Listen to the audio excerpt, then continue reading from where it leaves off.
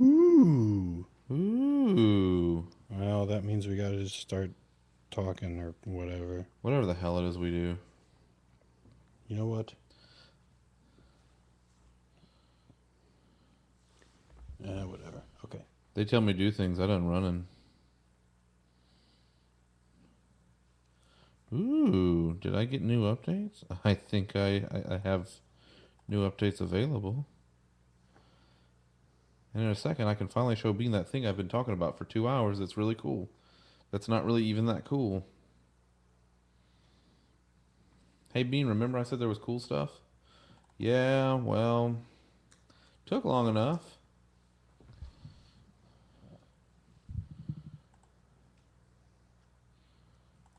No, I don't want you.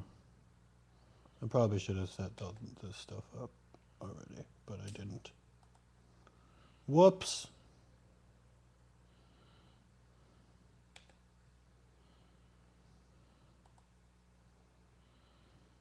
Didn't I already pin that?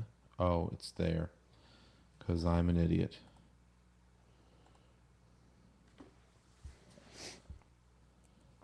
Okay, we ready? Ooh, it's touchy. It's sort of touchy. It's weird about being touchy. It looks more XP-ish. That? Yeah. That's because it hasn't changed since Windows 7. They literally did not change anything in it. They left it in there and left it unlockable via a code that you can either get for free in the next 5 days or pay $10 for later. Well, Media Center. I know, right? ready to do the thing? Oh, I guess since we're recording everything, including the video, we might as well, yeah. Okay. All right. Welcome to Star Trek Asterisk, the weekly podcast where we watch Star Trek and then talk about it. After getting off the phone with Microsoft support. Sometimes, yeah. Yeah. I'm Steve. You can find me at Lord Steve on Twitter. I'm Zach. You can find me in front of one of these things because I never put them down. And today we watched. Let's see. We watched 2 episodes in season 1 of The Next Generation and the first episode of season 2. Yes. And those were Conspiracy, The Neutral Zone, and The Child. So with Conspiracy, we're following the same sort of storyline that happened in when Wesley was taking his test with Admiral Quinn Yeah. and all that stuff, where he said, "Oh, I think there's a conspiracy going on, so I want you to take control of some stuff, so I have someone I trust near me." Mm-hmm. Well, in this episode, another old friend of Picard's, Mr. Well, Captain Walker Keel, gets a hold of him and says basically the same kinds of things. He says, "I think there's something going down in Starfleet Command, and we have to meet on this planet." I don't trust him. He called him with specifically with a code 47, Correct. which is a secure channel only to be used in emergencies, and it's not retained. That the data is not retained by the computer. Right. Right. So said Miss Chapel. So that's what Nurse Chapel said. Yes. And so, yeah, so he's a little reluctant at first because it's a really important code that he was calling on. But and he would rather know what's going on before he goes to meet. But apparently, it's important that it's a secret, so he just takes Walker's word at it and then goes to the planet. He doesn't tell anyone else on the ship what's going on. Apparently, they were on a mission to go to this ocean world. And that kind of got screwed up. Yeah, and everyone was looking forward to that. But now they have to go off course, delay the mission for now, and go to this useless hunk of rock, as Data describes it. Pretty much, yeah. He beams down to this planet, finds a bunch of captains there. Let's see, Tryla Scott and Rix. who is an alien captain. Yeah. Who looks like kind of look like two halves of them just kind of mushed together. Yeah, yeah. Just right there in the middle. And when he arrives, Rix points a phaser at him and starts asking him questions. Walker asks him questions, and Rick says answer them. And it's like he's under interrogation about like who he is and if he can prove that he knows things. Yeah. And they even try to trip him up. He passes. Yep, he Because I mean, passes. he's Picard. Duh. We know that. Yes, he passes with flying colors, and eventually Walker just he says basically there's some kind of conspiracy going on Earth or in Starfleet, and we should probably be careful and tread lightly and make sure we don't get on the wrong side of this. Well, Picard is like, I don't know about all this. It's all just conjecture and hearsay and strange patterns and stuff. So Yeah. he goes back up to the ship. They head back on their mission, but then Worf says, we got a disturbance back here." So they go and check it out, and there's a huge debris field, and it's Walker's ship. Yep. It like apparently just imploded. Yeah. So Walker's dead, and now Picard is taking it seriously. So Yeah, he's starting to think, well, maybe there's something to this after all. So, in an unprecedented move, he cancels his mission and heads back to Earth, which is something a Galaxy class starship it's rare for them to do because they're meant to be out in the galaxy exploring. Right. In fact, Data's the one that says, "Hey, you know what? What was it? Was it Riker that's like, what we can't? Should we just walk in there and demand to know what the hell's going on?" And Data's like, Why not? "Yeah, well, we should do that." And Picard's like, that's a good idea. Yeah. So they get to Earth. Picard beams down and they contact them first and they contact these three admirals. One of them is Admiral Quinn, and the two and who's the guy the asshole guy?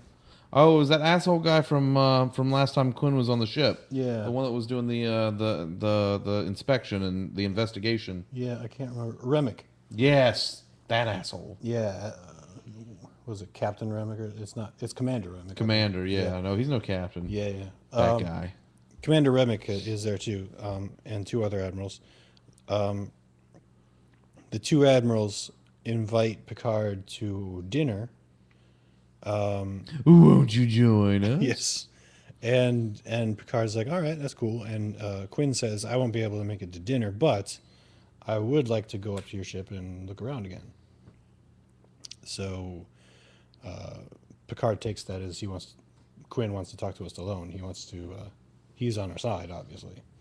So let's let him in. So he beams on, and let's see. Does Picard beam down at that point? I think he does. Yeah, Picard beams down. Yeah. And, Picard's already down there. Mm-hmm. And then Quinn goes up. Okay, yeah, that's it. Yeah. And then Riker shows him around. Some. Oh, I'm sorry. Quinn goes up, then Picard comes down. Yeah. Because Quinn gets there, and they talk to him Right. for a minute, and Picard's like, that looks like him and sounds like him, but that's not him. Exactly. Yeah. And then Picard goes, I'll go down and figure out what's going on. Yeah. And then he goes down. So they show Quinn to his quarters and everything, and Picard goes down, he's talking to the other two, And Riker goes in there to talk to Quinn, and Quinn just starts beating the shit out of him. Like, old man just starts, like, wailing on him. Old man ninja. Yeah, old man ninja starts whipping his ass.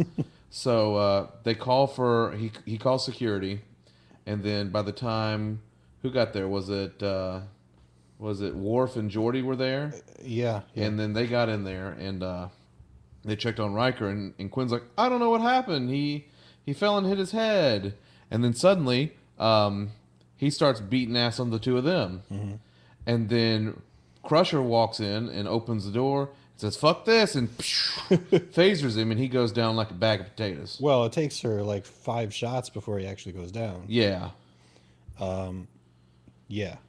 And so she takes him to sickbay, obviously, and Picard's still down on the planet, on Earth. Yeah, on Earth. On the planet on which we live. Yes, and he's talking with the guys, and let's see, he says, okay, they're about to go eat, but he says, okay, I got to check in with Riker first. So they go ahead, leave him alone, and he calls Riker, but Beverly answers and tells him what's going on, and that she did some scans on Quinn and found that there's parasites in them. He's got a neck penis. Yes. There's a parasite that they like stick some kind of thing out of their neck. And that's how they breathe. Yeah. And that's how you can recognize them. So Picard's like, okay, he knows there's a parasite problem now, but he's not sure exactly still what's going on. So he goes to eat with the other two. And what do they have to eat? They have worms. They have these nice big old bowls of worms, and Picard just kind of looks at it. And the others are sitting there, and they're all like, "Oh, come on, eat up, buddy. It's delicious." He's like, "I don't think so." And he gets up and he backs out to walk out, and there's Riker. And he goes, "Oh, thank God, Riker, you're here." He's like, "You're not getting out of here now, Picard." And he pushes him in, and they look on his neck, and oh God, he's got the parasite now too. Yep. How did Riker get infected? So they sit down and they're all starting to eat, and Riker goes to eat, and he drops it and pulls out his phaser and knocks out everybody. Yep. And then they Picard grabs a phaser from one of the others, and they start running like hell. And then was it Quinn he'd come back down? No, Quinn's still up there. It was the other. Right. No, it was the other admiral. He He ran out of the room. It was, what's his name, Remick. No, not Remick. Before they got to Remick, there was one they were chasing down the hall. Yeah, there was one. They were chasing one of the other admirals down the hall. I got you. And they shot him, got him down, and they see the parasite leave his body and scurry under a door. Yeah. So they follow him in there, and they look, and there's Remick in this chair. And he's like, "Can I help you, gentlemen?" And he turns around. The parasite just crawls up his leg, and he crawls into his mouth, and he like kind of swallows it. Yeah. And it's like doing this weird thing. He looks funny for a Stretching out second. his neck And then Picard looks at him, and Remick's like, we kind of set this all up this way, and we were hoping that it would go differently than this, but apparently you're not going to cooperate. And Picard's like, fuck this! So him and Riker shoot him, and then his head explodes, Yeah. and his chest bursts open, and there's a weird fucking, like, almost like a xenomorph thingy inside of him. It's a queen parasite. Yeah. And so they're like, no, fuck this. So they shoot the queen parasite, and they kill it. And then what happens? Well, they get back up to the ship and they find. Well, first Riker explains that it was Deanna's idea to put a fake neck penis on him. Neck penis. And then Data comes up and says, they sent out a beacon to Earth, so I don't know if you want to do anything about that, but that's what's happening. Yeah. And that was the end. And as far as I know, we never hear from these parasite guys again. Ever.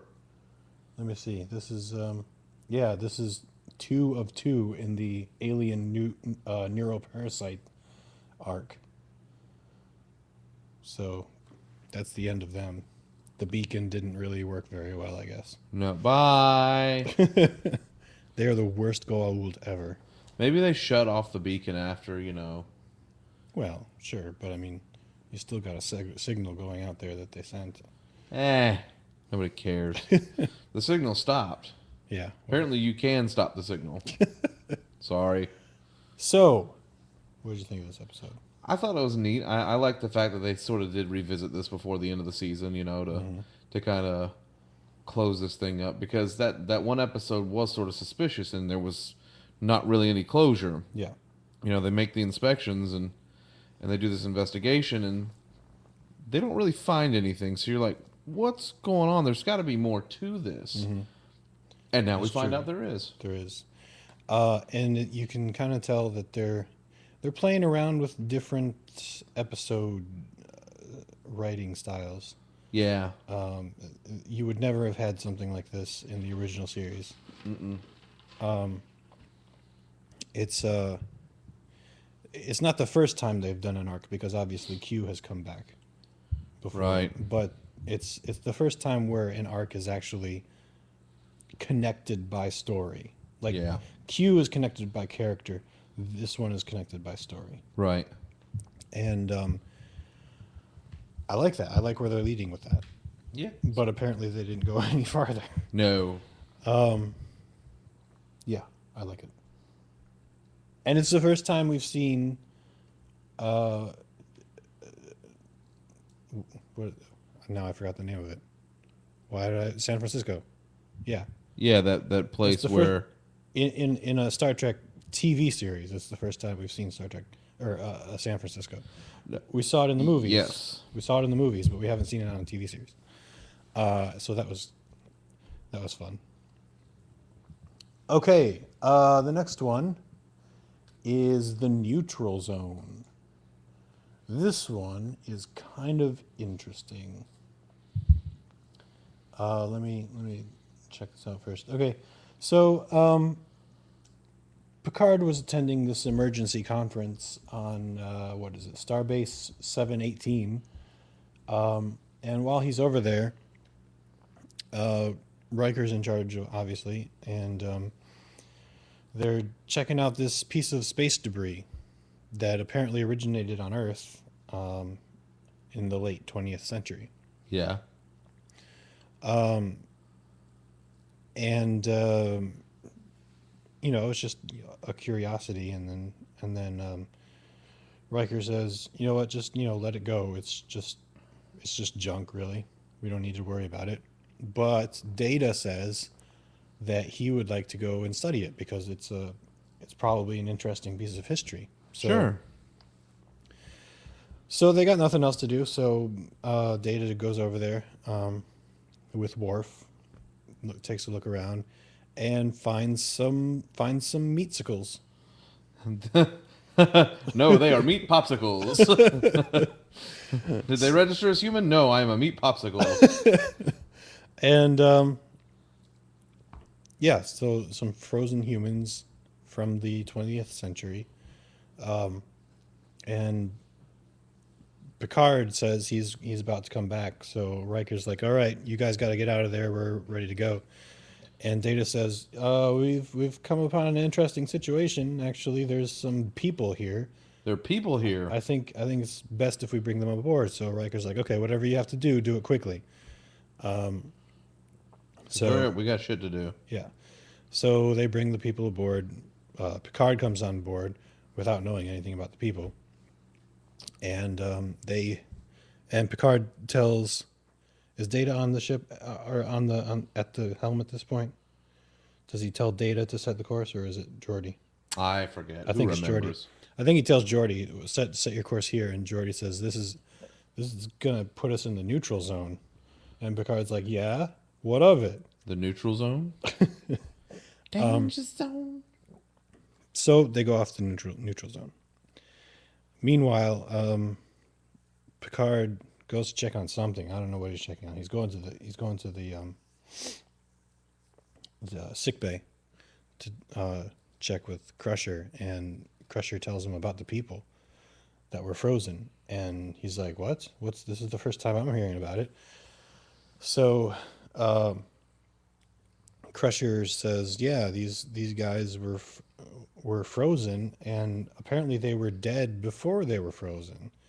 And she says it's part of a fad that was in the late 20th century that they froze people just in case a cure for their disease was able to be found in the future. Yep. So she says, well, we actually can cure these diseases that they had. So she cured them, and now they're asleep and ready to be woken up. So that's what they do. Uh, Picard calls Worf over just, in case there's a security problem. And Beverly wakes one up at a time. And, well, she first wakes up the girl. Yeah. What's her name? I forget their names. I don't know anyone's name. Screw it. Claire. She wakes up Claire. And Claire's like, and then she looks over at Worf and faints. Yeah. Well, I would too. I mean, Yes. look at him. He looks weird. Yes, well. And then, she wakes up the other people, Ralph and Sonny. Sonny! Yes. And, Who will forever now be known as Bones' grandpappy. yes. Yes, he's a lot like Bones. In that he's Southern. Yeah. Very Southern. Yeah. Yeah, she wakes them all up, and Ralph turns out to be this really bitchy kind of, how'd you describe him? Bourgeoisie. Okay. I mean, he's bitching like the whole episode. He's going on about, well, I need to speak to my lawyer. Where's the Wall Street Journal? I got to talk to the people in Geneva about my money. Yeah. It's like, dude, come on, shut up. None of this exists anymore. Nobody cares about your money that hasn't existed for like 200 years. Yeah. Go away. Yeah, so there's that asshole, and then there's Sonny's a good guy. Sonny is a good guy. I mean, like at one point, he tells Ralph he's like, shut up, let them do their jobs. Yeah, And he's just picking at his guitar, doing his thing. Yeah, and he takes a liking to Data right away. He does. He thinks he's an interesting fella. And I would too. He's Data after all. It's true. So in the middle of getting to know these new people, Getting to know you. they go into the neutral zone, and their stations are blown up for whatever reason. Yep. Obviously, they think the reason is Romulans. So they keep on searching, keep on searching. Meanwhile, Ralph can sense that there's, everyone is tense and it's a crazy situation, but he just cannot stand not knowing what's going on. So like the idiot he is, he goes up to the bridge, and during that time, the Romulans show up, and he like cries out, and then they notice him on the bridge and say, "Get this guy out of here!" But well, that's the time that they uncloak, Right. and everyone's distracted by them uncloaking now. Because now there's suddenly Romulans. Yeah, and so now they get to talk to the Romulans, and they go back and forth, and they ask them like, why are these places blown up? Like, if it's not you, who is it? And the Romulans are not quick to answer, but Ralph figures out that they don't know either, and they're They're trying to bluff their way through it. yeah. That's why the Romulans are sitting there armed, but they haven't fired yet because they don't know what the hell's going on. Yeah. We don't know what the hell's going on. But the Romulans aren't going to admit they don't know because that would look like, hey, we're being caught with our fucking pants down. Right. Yeah. Meanwhile, Claire's having a good cry because she doesn't know what's happening with her family. Yeah, she misses her two boys. Yeah. And Sonny's taking it all in stride. He's just sitting there. They replicated him a guitar. Yeah. And he's just sitting there. He like plays pretty good too. Yes. So he's just picking at his guitar with his stickers and everything all over it. Yeah. And but he does ask at one point. He asks Data, what's this neutral zone thing? Well, first he says, Data, we gotta make a party. because I want to have a party. he's just bored. He's like, let's have a party. Exactly. It's like a celebration. He's like, no, nothing fancy. Just a few people, a little bit of liquor, a little bit of dancing, it'll be all right. Yeah, yeah, As Southern folk do. yeah. And so Data says he'll ask the captain, but then it comes out that they're going to the neutral zone, and Sonny's like, "Well, what's the neutral zone?" Data explains, "Well, it's a buffer between our space and Romulan space." And Sonny's like, "Why does that make me nervous?" Yeah, and so at that point we figure out that Sonny has sort of figured out that the Romulans are sort of the black people of the universe, at least of this galaxy. There goes the neighborhood. There goes the neighborhood. The Romulans have moved in. And that's actually what happens through the course of the episode. We find out the Romulans have decided they're coming back. Like for 50 years, they've left They haven't, Starfleet alone. yeah, they haven't bothered anybody, and suddenly it's like, guess who's back? Back again. And that's then the Romulans leave basically without us figuring out who blew up these stations. And they find out they find a place to drop off Claire, Ralph, and Sonny. And that's basically how the episode ends, with them going to drop them off. But nothing is really resolved, but it is kind of a good introduction to Star Trek for people who don't know what Romulans are. You know what I'm saying? Yeah, and it's a 'Cause- good reintroduction of the Romulans. exactly. Yeah, yeah. It kind of ends on a note where, because this is the last episode of season 1, Right. so we're ending saying, okay, this is the end of season 1, but we have a whole lot more to go. Yeah.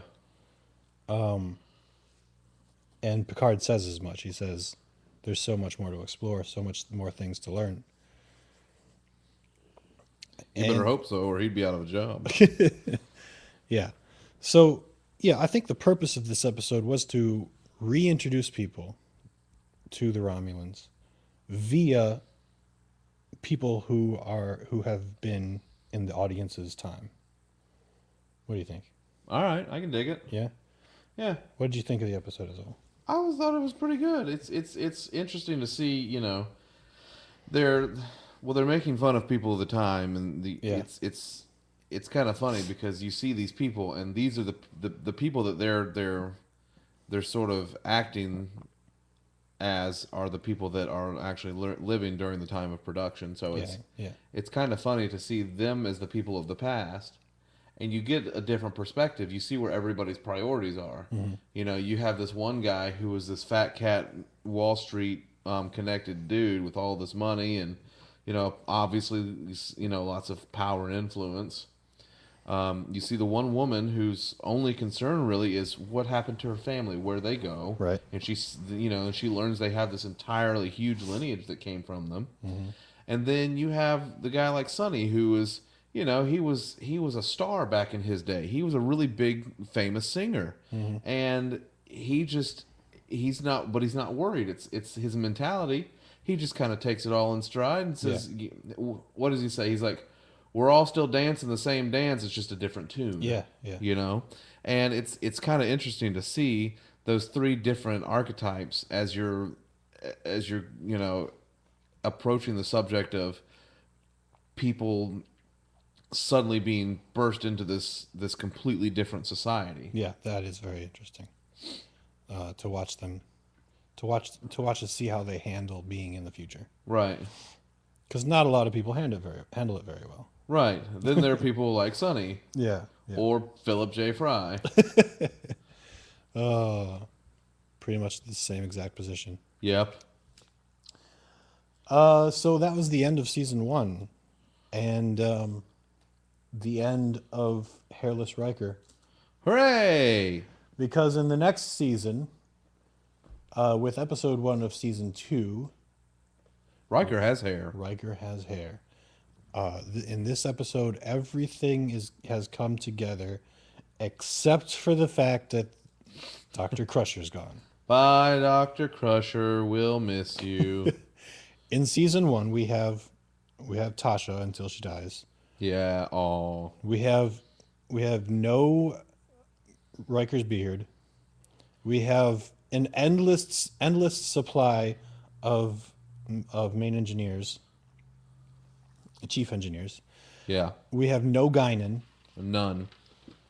and O'Brien's kind of there, but he doesn't He's really. there, but he's not doing anything. Yeah.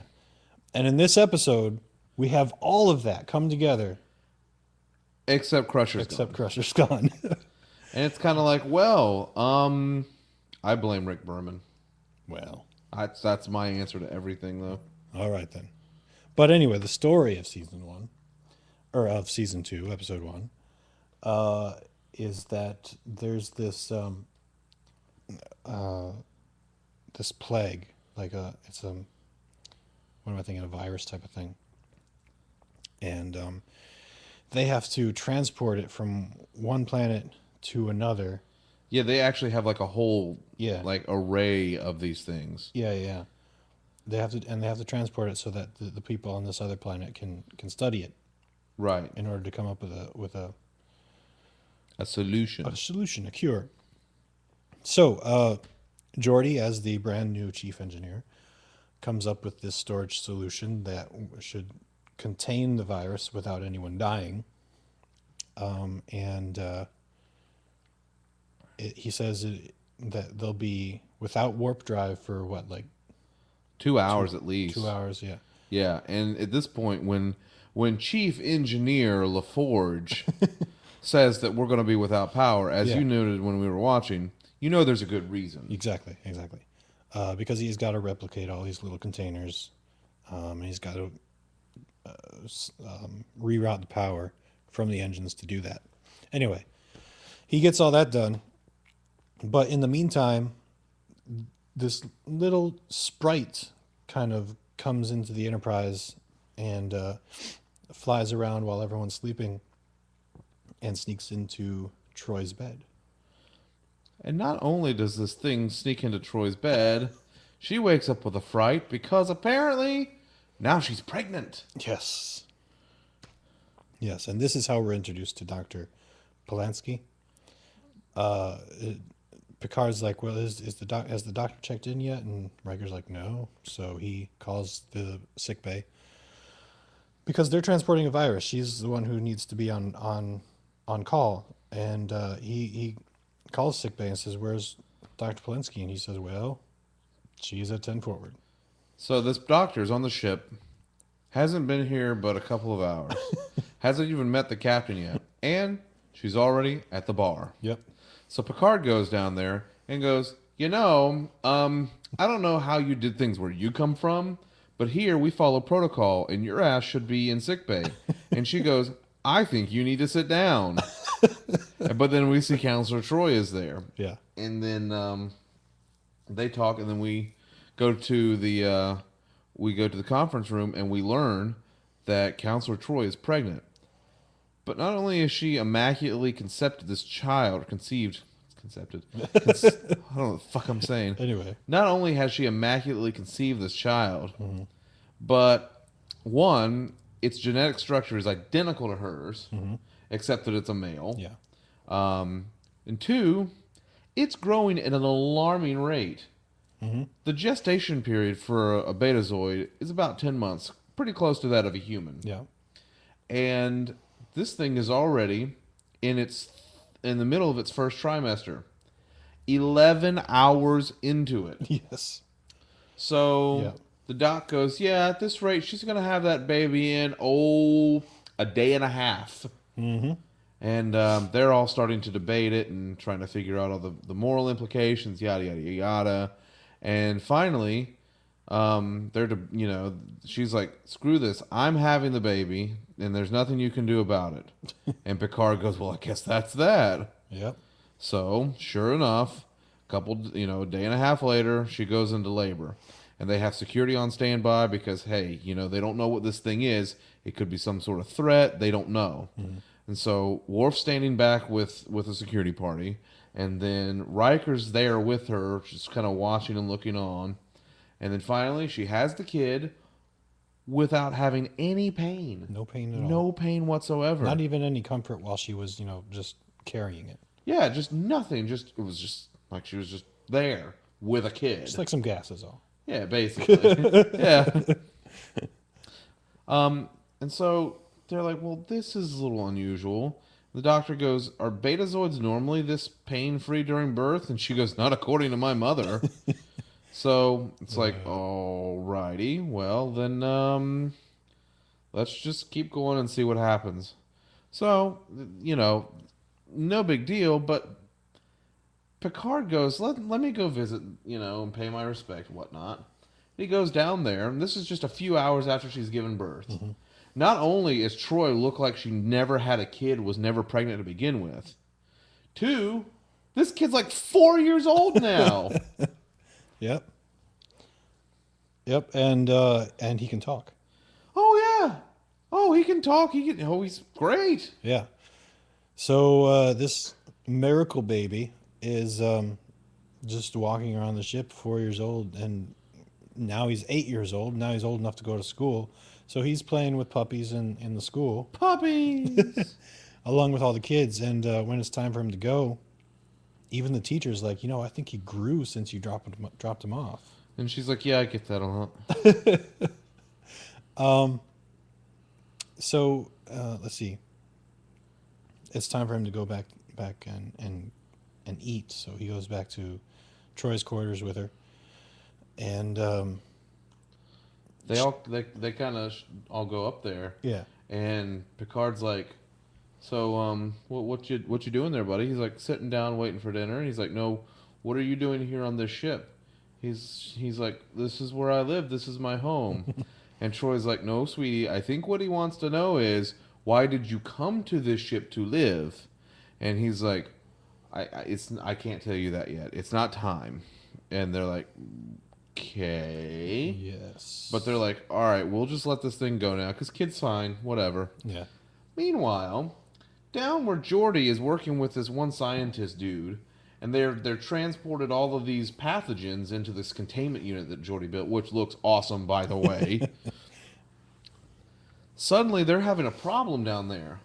One of the cultures is like growing, and it's about to grow out of its container. And as we already know, these things are so potent that if one of them gets out, everybody's dead. yeah, Doesn't matter which one. Everything in that containment unit can kill them. yeah, And the scientist guy is like, oh no, if this thing keeps at the rate it's going, it's going to get out. And Jordy's like, not out of my containment unit. He's like, fuck yes, your containment unit. So they got to figure out what's going on. Well, they determine that there's some weird radiation coming from some part of the ship that's causing this growth. And so they track it down, and oh my goodness, it's this crazy kid that's grown up, 10 years in the last 2 days. Mm-hmm. And he's the one who recognizes it first. Right. The kid is. The kid's like, the kid goes, everybody's worried. And Troy's like, I know, but don't worry about it. And he's like, it's my fault that they're worried. And she's like, what? And he's like, I'm the reason why everybody's worried. I can't tell you why. Not yet, but I'm the reason. And so then he starts to he starts to go to die. And then they're like, oh no, he can't die. It's going to be terrible. And Troy's, losing her shit. But then all the little light particles from the energy beam that was this kid come out and kind of whispers to Troy, apparently. Yeah, And then whoosh, goes away. yeah. And then, hey, suddenly the containment field with all the pathogens is back to normal. Hooray! And then Troy explains that Ian is his name. Ian. She explains that Ian explained to her that he was going through space and he saw humanity and thought, you know what? I'm curious about humanity. I want to see what it's like to be a human. These guys look cool, right? Yeah. So he says, well, the best way to do that is to go through the whole experience, be born, live among us, and then die. So he chose to be born through Troy, and I mean, come on, if you could be born through anyone. I would go through that. um, Does that and sound? Does that make me terrible? and then he lived among them as a kid for a while and died. So that was that. Yeah. Meanwhile, they bring the pathogen to the planet, and everything's okay, and that's the end of the story. So, what did you think of this episode as an introduction to season two? I thought it was pretty good. I mean, fuck Doctor whatever the fuck her name is. It's not going to be there beyond a season. But Yeah, aside from that, I thought it was pretty good. yeah. Oh, and I forgot. There's like a B story about Wesley, Wesley. Yeah, Wesley's trying to Wesley's decide. entire life is a B story. But he's trying to decide whether or not he wants to stay on the ship because his mom is was head of Starfleet Medical now. Mm-hmm. So he's trying to figure it out, and he gets some good advice from Guinan along the way, Yeah, apparently, or some and good sex. We don't know. and eventually decides, you know what, I want to stay, and Picard and Riker kind of make fun of him a little in the end, but Yeah, oh, it's so touching. They're bonding. Hooray. They kind of establish Riker as a father figure for Wesley yeah, in the absence of Dr. Crusher. Um, yeah, so there's that. yep. Yeah, this is a pretty good story. There's nothing really special about it though. I mean, No, energy beings have been on the Enterprise before, and there will be again. It's a touchstone of Star Trek stories is that energy beings take over the ship without knowing that they're doing any harm. yeah. But yeah, that's that. That's pretty much it. And that's our week. That's our week.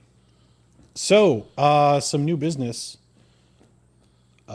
It well, I mean, this is this is only kind of um,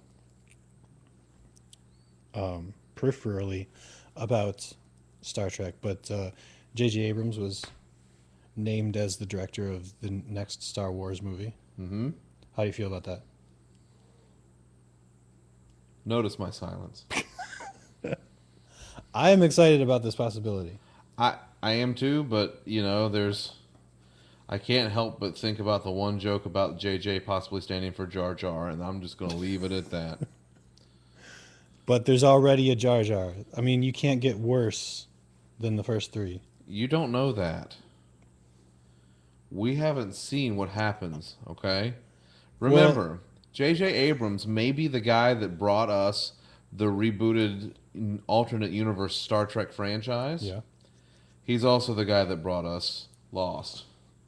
I really like Lost, That's you. and I really like Fringe, Fringe is good. and I really like Cloverfield, I and never saw Cloverfield. and I really like pretty much everything else he's ever done. Now, I haven't seen So the end of Fringe, but I understand it closes out. Does it provide proper yeah, closure? yeah, I really like the ending. Okay, Yeah. because Lost did not do that. For a lot of people, yes, but a lot of people didn't really understand where it was going.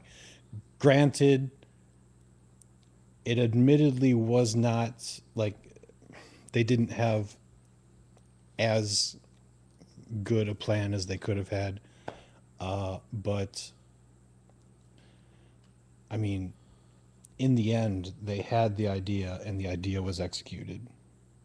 I just don't think a lot of people understood what that idea was. But that's lost. That's a whole other thing That's a different. altogether. That's another story for another day.